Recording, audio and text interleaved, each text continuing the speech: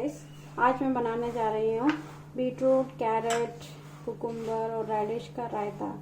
तो इस और मैंने यहाँ पे ये कर्ड लिया है, आधा कप है ये कर्ड, और इसमें मैं ये सब मिक्स कर दूंगी। तो ये कुकुम्बर मैंने मिक्स किया,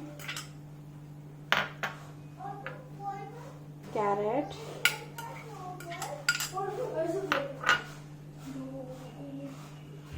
बीटरूट,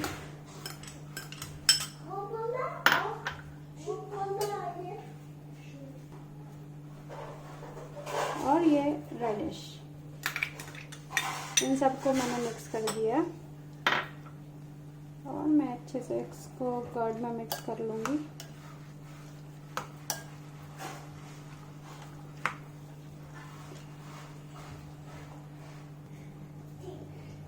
ये मैंने अच्छे से इसको मिक्स कर लिया है।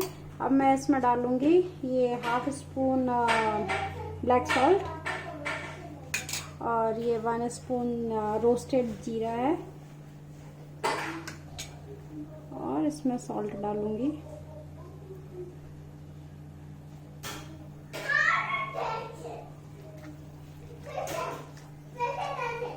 तो मैंने इसमें दोनों सॉल्ट का यूज़ किया है, black salt and normal salt. And ये हमारा रायता बनके रेडी है।